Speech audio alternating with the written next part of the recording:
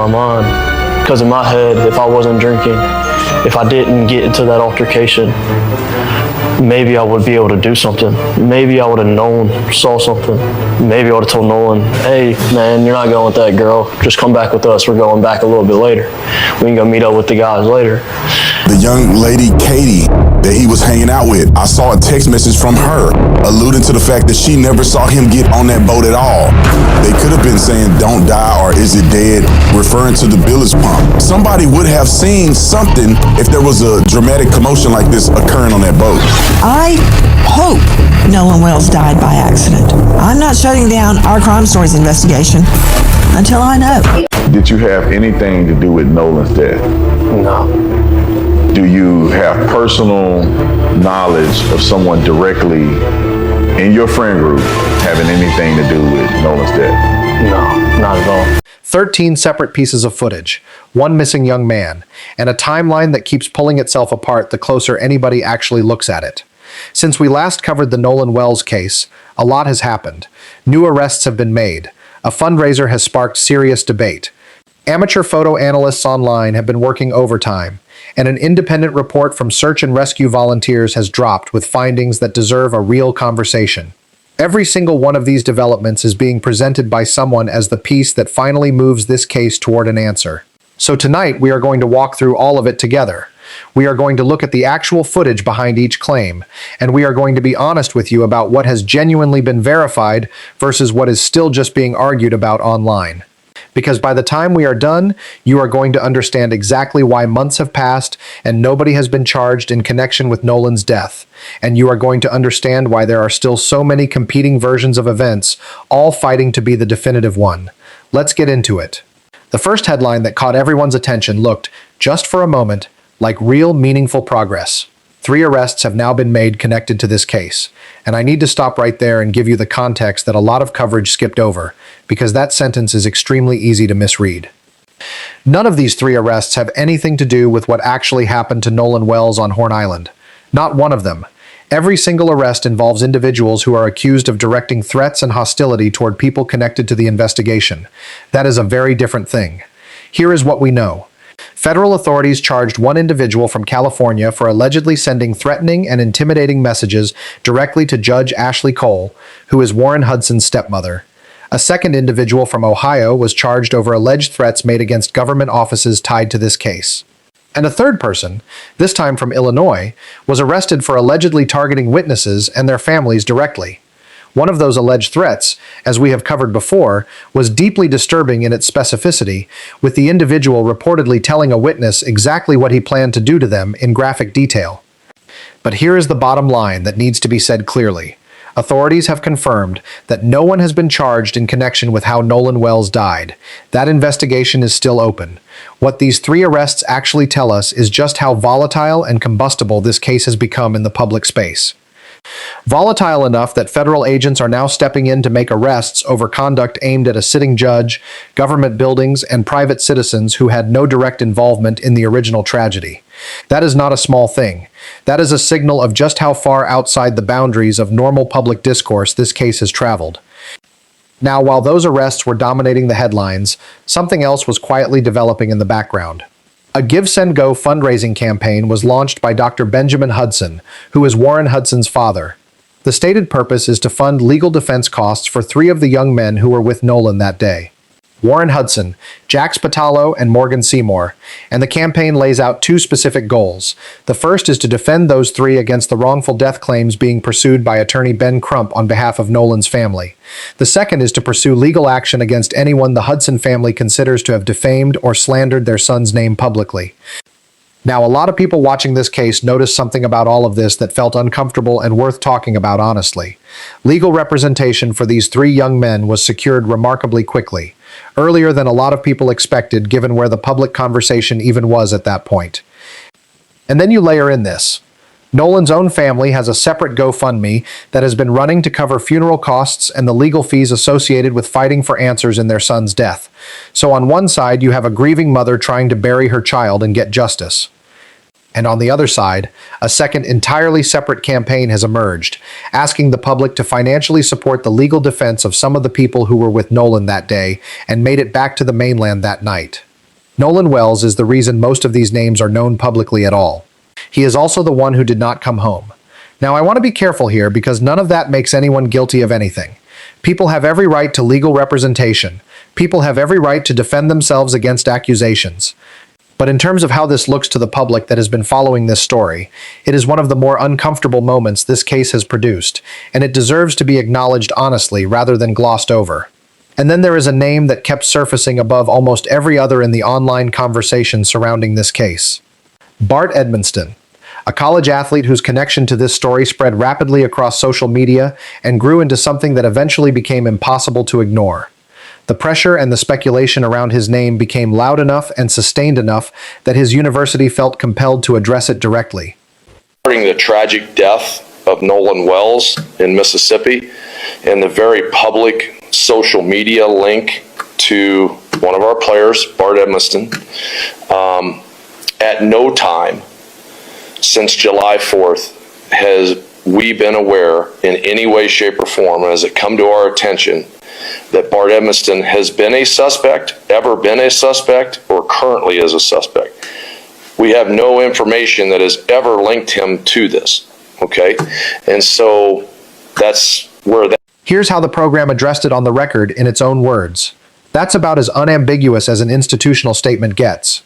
Bart Edmonston has never been flagged to them as a suspect. Not once. Not in any capacity. And here is something that keeps getting buried under all the noise online. He does not have a criminal defense attorney. His family hired attorney Russell Latino for one reason only: defamation. Not criminal charges, not a law enforcement investigation. Defamation. That difference matters more than people are giving it credit for. Hiring a lawyer to protect your name from an internet mob is completely different from hiring a lawyer because you are facing criminal exposure. Those are two entirely different situations, and yet online they keep getting treated as the same thing. They are not. Now, there is one name that has been impossible to remove from this case since almost day one: Katie. The young woman multiple accounts placed with Nolan in his final known hours on Horn Island. Her sister Gracie stepped forward early and said it plainly. Katie made it home safely that night on a different boat. She was not part of whatever happened on that water. That statement from Gracie is the moment Katie's name became permanently woven into this story, because from that point forward, anyone trying to reconstruct Nolan's final hours had to contend with Katie's account. And the growing army of online investigators was not about to take it at face value. Weeks later, photographs started circulating showing Katie at a separate location after 4:31 in the afternoon. The exact time investigators say the boat carrying Nolan's friends had already left the island. On the surface, those timestamps seemed to support her story, seemed to confirm she was elsewhere when things went wrong. Then people online started looking closer at those photos, and the questions started coming fast. Those pictures that kept bothering me. Several of those pictures were extremely dark and somewhat distorted, making certain details difficult to see. One of those details was Katie's hat. You couldn't clearly make it out in the original photo, but once the image is brightened and the contrast is adjusted, you can clearly see what appears to be Katie wearing a hat alongside with her turquoise bikini. And who is this right here? The same thing you see in her hat right here is the same thing you see in her hat right here. As the Titanic was sinking and they didn't need the Coast Guard because the grandfather Jerry said they didn't, it looks like we have someone on the boat wearing the same color bikini as someone that said they got on another boat. Now, here's the comparison that first put this whole theory on the map. And this is where we really need to slow down. Bumping up the brightness and contrast on a compressed social media photo can sometimes bring out real detail, but it can just as easily trick your eyes into seeing something that simply isn't there. This isn't forensic analysis done in a lab by trained professionals. This is one private person doing a visual comparison on their own screen, and not a single qualified expert has stepped in to confirm it. But that didn't stop people from running with it. Dry snitched on those boys and y'all didn't even notice. Let me break it down for you, because here we've got the Snapchats from Katie, right? You're gonna notice her teal swimsuit. Right here we're gonna notice a striped swimsuit. In this video from the three boats, you're gonna see Bart's boat, and in this corner you're gonna see a girl in a striped swimsuit right here, and then right next to her with the same hair is a girl in a teal blue swimsuit. Katie is on Bart's boat in this picture. But wait, they tried to be real clever playing with the lighting on this. Hopefully you got your brightness turned all the way up, because you'll notice Katie is wearing a white hat. Now here we've got the picture from the toe, right? Teal swimsuit, white hat. Oh, but that's not all. Again, hope you've got your brightness turned all the way up, because here we've got somebody in red swim trunks. Oh, and would you look at that? Red swim trunks. Here he is on the shore next to Nolan after the fight with Tristan. Now, I'm getting mass reported, by the way, so my page might disappear any second. Y'all remember the fight video? In the background, I found a man who looks suspiciously like Grandpa Jerry. Don't get me wrong. I'm not saying that it is him. I'm just saying. Seems to have a very unique, pectoral shape. And obviously this picture is from a couple years ago because there's Wyatt. But I am not done, folks. Because the same time she dropped these Snapchats, she said that she allegedly got a ride with someone named Marty McGrath between 5:34 and 5:44. Oh, and wouldn't you know it, the co-owner of the Biloxi Bay RV Resort and Marina in St. Martin is co-owned by a man named Marty McGrath. Here's the marina, and here's how far away it is from his buddy's grandparents' house, the one they went back and forth to like 4 or 5 times after they came in. But you may also remember from the report that after leaving the grandparents' house, the boat came southwest towards St. Martin's Bayou. Well, there's St. Martin, so I'm gonna assume that this is the bayou. Now, would this happen to be a Marty McGrath Jr., or was it the actual Marty McGrath? Then a second creator picked up where the first one left off, going even deeper, laying it all out frame by frame, side by side. Now, whatever you personally take from that comparison, let's be completely straight about one thing. None of it has been verified by anyone actually investigating this case. And the person at the center of those comparisons has never publicly addressed these claims in any real detail. What started as photo analysis eventually crossed a line into something much harder to defend. Direct personal messages sent to a private individual who, by every public account, is not a suspect in anything. That matters. That's worth keeping in mind before anyone treats this as settled truth. If you're the kind of viewer who wants coverage that actually questions these claims instead of just passing them along as fact, that's exactly what we do here. Subscribing means every update on this case comes to you the same way, clearly sourced and clearly separated from speculation. Now, if you've been following our earlier coverage, you already know about that disputed distress call recording from the boat that went down off Horn Island. That controversy hasn't gone anywhere. If anything, it's grown, because now there's a second independently produced audio enhancement circulating online. Here, another version. You can see that I have the CTO channel completely muted, so we're only listening to the callers. Then I go through and simply raise the volume of all of the chatter we hear at the beginning of the call.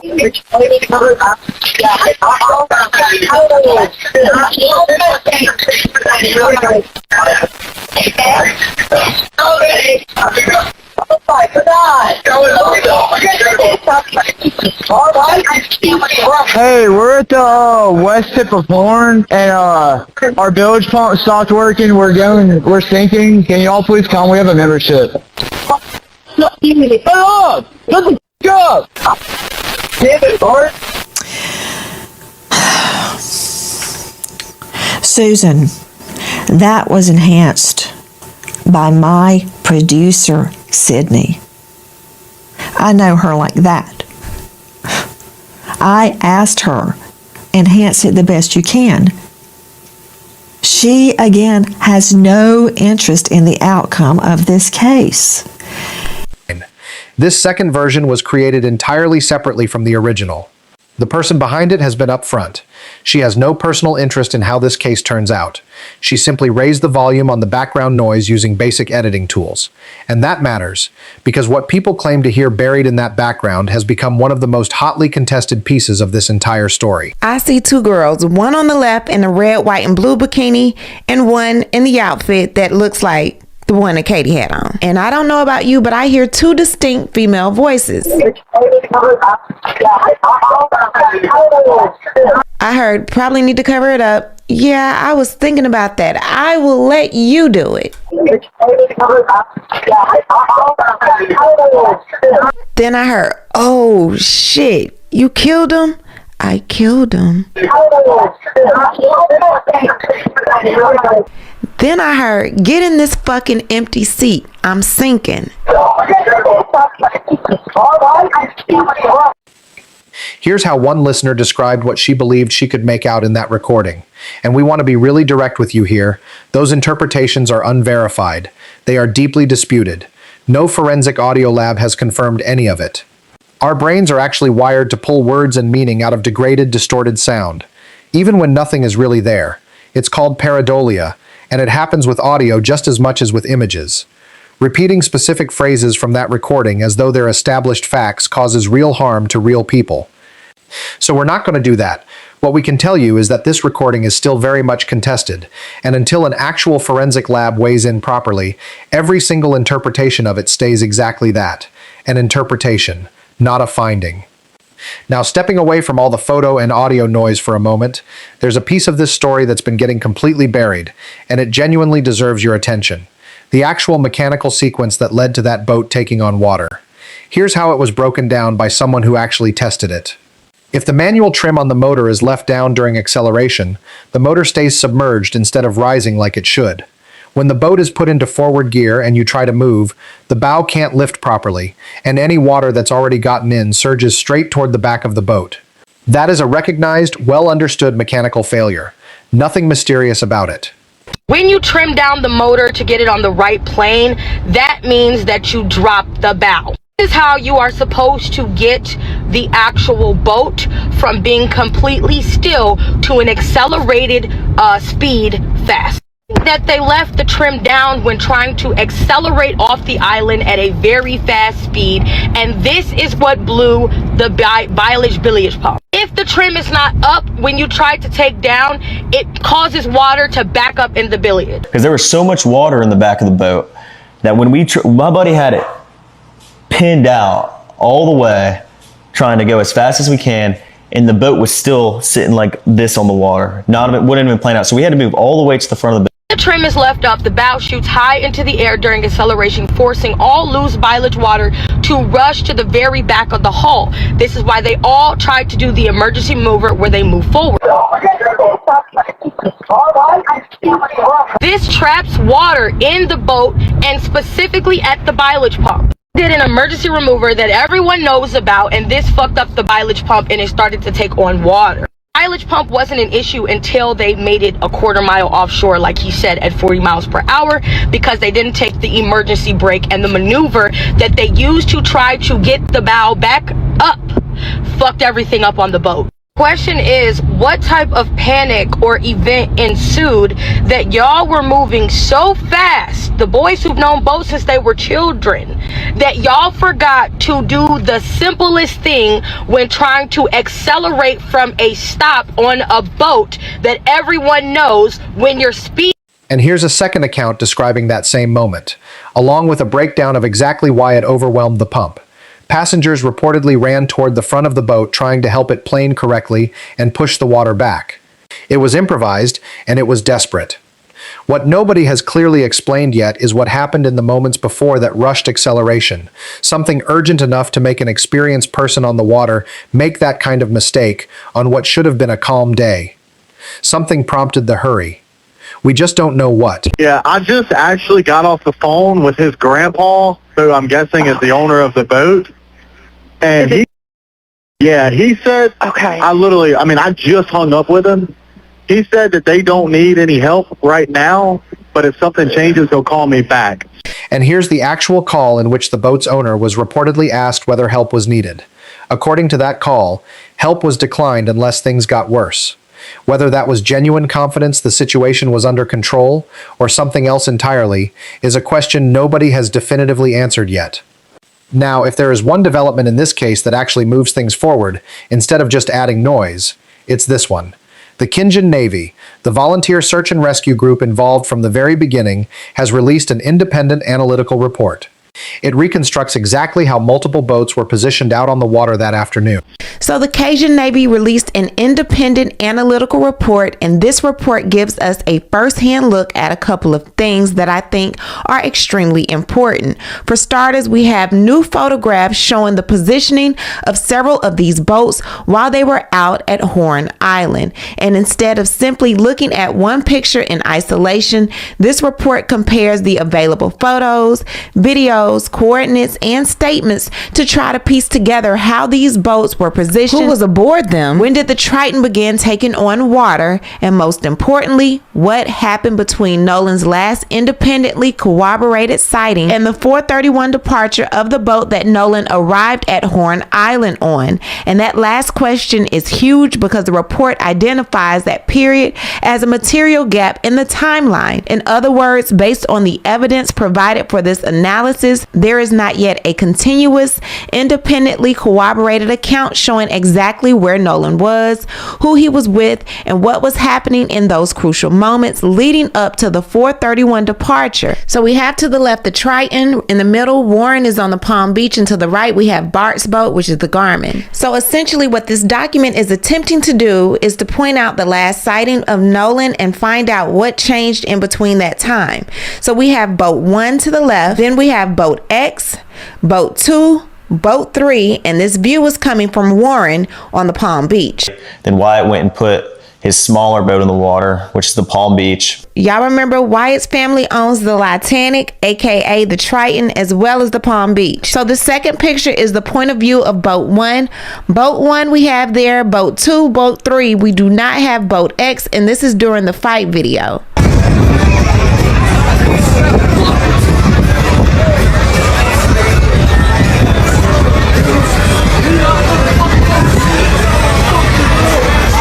They basically want to know, why did boat X move? What was its destination? Who were the occupants? And whether the movement had anything to do with Nolan's disappearance. So here, once again, we have the point of view from boat number 1. We see boat 2. We see boat 3. This is the fight video. So here we have Nolan and I believe Jax. Behind Nolan, we have boat number 2 and boat number 3, which is hidden. And then we also have the Palm Beach. So this report calls the period immediately before the reported 4:31 departure of the Triton a critical missing piece. It specifically says investigators need to identify boat X and find out if it had anything to do with Nolan's disappearance. One other thing I want to bring up. Well, At least 5. Everyone that was on our boat right there, because the Palm Beach had already left. My buddy went ahead and went home on the Palm Beach, and 3 guys all the way back, and no one went. So if we came with 3 boats, why was the Palm Beach left out, and who was the buddy that left with it? This is why I said showing everyone load up on the boat at Jax Patalo's grandparents' home really was insignificant, because all of the drama happened after 4:31. I want to see which boats returned. How were the kids looking? How frantic they were acting? Who all came back? What were they picking up and putting on the boat, or taking off the boat for that matter, when they kept making those 3 to 4 trips to the Fort Bayou boat line? And here's the moment in that report that stops everything. According to their findings, there were at least 3 identified boats near Nolan that afternoon: the Triton, the Palm Beach, and a third vessel belonging to another friend. But there was also a fourth, an unidentified boat the report simply refers to as Boat X. Investigators still need to figure out who was on it, where it went, and whether its movements have any connection to Nolan's disappearance. A fourth boat, unaccounted for in nearly every public timeline, moving through the exact window that investigators consider the most critical. Until Boat X is identified, that gap stays exactly what the report calls it, a critical missing piece. And as if the boat timeline wasn't already complicated enough, several witness accounts posted online in recent weeks have directly contradicted each other. Then we have this. This is a post from one of the departure witness statements that says this: one of my passengers is pretty certain he was part of the group that was almost fighting around 5 p.m. The Bertram with the blue top that I posted left shortly after that and pretty fast. So he obviously thought he saw Nolan and the group fighting at 5 o'clock. This woman responded and she said, "Matthew Lapp, sir, you are sadly mistaken. We are the group you yelled at as you pulled up thinking we were going to hit you, and we weren't. We were paying attention." Totally different kid was with us. I was with the Bertram boat and we had no affiliation with him. We hate to hear this has happened. This causes more issues for the people in charge trying to find this baby, and it creates stories that are fake. We did speak to the boys, and at the moment he did have an entire vodka bottle in his hand. You need to revamp your statement and not put blame towards anyone. We don't even know what happened, but I will tell you, you are mistaken. Give the cops my name. I will tell them who we really had on our boat. Here's one witness's original account, followed almost immediately by a firm public correction from someone who says she was actually there on that boat. And that kind of contradiction is a useful reminder of how easily even a well-meaning witness can misread a tense moment seen from a distance, on a busy stretch of water, surrounded by overlapping boats and overlapping friend groups.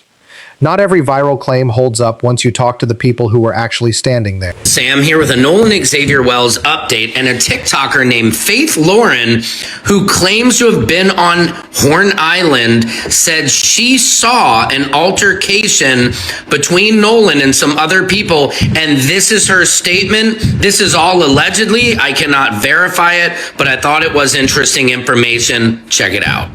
She says, I have not spoken publicly about this before, but I witnessed an altercation involving Nolan Wells from a boat nearby. What I saw has stayed with me, and I believe it's important information. I have provided or intend to provide my account to the appropriate investigators because Nolan's family deserves the truth. Out of respect for the ongoing investigation, I won't speculate beyond what I personally observed. I am providing this statement based on what I personally observed. While I was on the boat near the area, I witnessed an altercation involving Nolan Wells and several other individuals. I saw what appeared to be an argument that escalated after there was a dispute involving Nolan's phone. I heard Nolan yelling for his phone to be returned. The argument continued after the group reached shore, and I observed a physical fight involving Nolan and multiple people. I also observed a young woman telling them to stop. At that point, I left the area because the situation had appeared to be getting worse. I did not remain long enough to witness what happened afterward. Everything beyond what I personally observed would be speculation, so I cannot honestly say what occurred after I left. Now here's a separate account from someone who says she personally witnessed part of what happened. To be completely clear, this account has not been independently verified. It comes from a single social media user whose own identity and footage have been questioned, and whose claims investigators have not confirmed. We're including it because it exists in the public record of competing accounts, not because it's been established as fact. Later portions of that same video escalate into direct threats against a named individual, and that's not something we're going to feature here. Amplifying threats isn't journalism, it's just adding fuel to something that's already dangerous. Now the final development brings this whole story back to where it started, with Nolan's mother, Christine Wells Wansley. I'm going to leave you with this. Yesterday, Ben Crump posted 1 month ago, Christine Wells Wansley lost her son, Nolan. Now someone is trying to take her nursing license anonymously without the courage to put a name on it. This is intimidation. This is a warning shot meant to silence a grieving mother who is simply asking what happened to her child. We will not let it stand. Christine served her patients for years without a single complaint to the board. The only thing that changed is that she started asking questions. And then Christine said the case has been closed by the MSBON. Thank you to all those who have constantly. Here's how the family's attorney described what happened. According to Christine, she worked as a nurse for years without a single complaint ever filed against her, right up until she started publicly asking questions about how her son died. The state nursing board has since closed that complaint without any action taken. But the timing alone, a licensing challenge appearing only after she began speaking out, is really difficult to read as coincidence. So here's where this case actually stands right now, stripped down to only what's confirmed. 3 people are facing federal charges connected to this case. None of those charges relate to Nolan's death itself. No one has been charged in connection with how Nolan died. 2 competing fundraisers are running side by side. A university has publicly stated it has no information connecting one of its athletes to any suspicion in this case. Photo and audio analysis continues to spread online, none of it independently verified. A detailed mechanical account explains how the boat likely sank, but doesn't explain what triggered the rushed departure that caused it. An independent search and rescue report has flagged a critical unresolved gap in the timeline centered on an unidentified 4th boat. Multiple witness accounts contradict each other, with at least one publicly walked back, and Nolan's mother is now fighting on 2 fronts at the same time. Before we wrap up, if this kind of careful source-by-source breakdown is what you come here for, right now is the moment to subscribe. Cases like this move in waves, quiet for weeks, then suddenly flooded with new footage, new claims, and new angles all at once. Subscribing means you won't have to wade through unreliable threads on your own. You'll get it here, organized, clearly sourced, the moment it matters. Here's what we know for certain. 3 arrests have been made over conduct tied to this case, none connected to Nolan's death. No charges have been filed over how he actually died.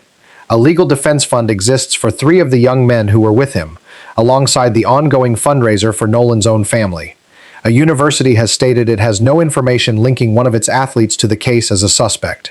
And an independent report has identified a specific unresolved gap in the timeline, centered on a 4th boat nobody has accounted for. Here's what we still don't know: whether any of the disputed photo comparisons hold up under real forensic scrutiny, whether either enhanced audio recording captures anything a professional lab would actually confirm, who was aboard Boat X, and whether its movements connect to Nolan's disappearance at all. And still, after every arrest, every fundraiser, every disputed photo, and every contested recording, the same question this whole story started with remains unanswered. What actually happened to Nolan Wells in the hours before the people around him realized he was gone? If new records come forward, if forensic findings are released, if official updates change the picture, we'll bring it to you the moment it happens. Until then, the evidence that's been made public can only answer part of the story. If you appreciate coverage that separates verified fact from online noise, subscribe and turn on notifications, because this case is far from over, and neither are we.